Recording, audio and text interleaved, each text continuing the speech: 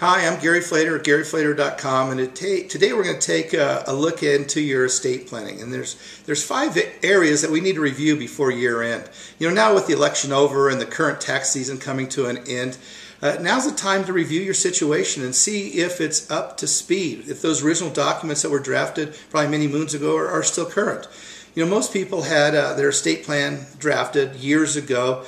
Once it was executed, you probably threw it in your drawer and haven't seen it since. But like I said, tax laws have changed, and your family dynamics have probably changed. So do yourself a favor before year end, pull those documents out and let's take a look at them. So let's talk about the 5 areas we need to review once you have those documents out. Number 1, evaluate how this tax law change will affect your estate plan. This current election said one thing, is that tax laws are going to come.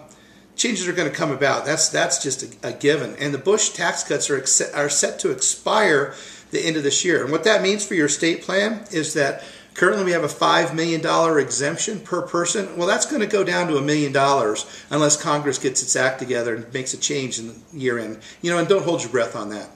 So sit down with your advisor. If you're a high net worth individual and that $5 million makes a difference in your estate, you may want to think about doing some gifting today to take advantage of that exemption with that. 2, review your documents annually. It's like doing anything. Now is the time to sit down and say, what do we need to be doing with our documents? Has my situation changed? Are those documents current? And when I'm saying documents, I'm talking about your wills, your trust, and your power of attorney. Pull those out and make sure they're accomplishing what you want them to do. Number 3, review your family situation. Has your relationship changed with the executive of your state, your personal representative, the guardians for your children? Are they still the people that you want watching and raising your kids? That's very important. Pull that out and review those annually. Number 4, evaluate your trusts. Probably when you put your trust together many years ago, it was provided to provide funds for your kids. Well, your kids might be all grown up now and may not need those funds. And you might have grandchildren that you may consider doing a generation skipping trust. Sit down with your attorney and see if that makes sense for that. And then 5, analyze your scheduled assets, especially in that living revocable trust.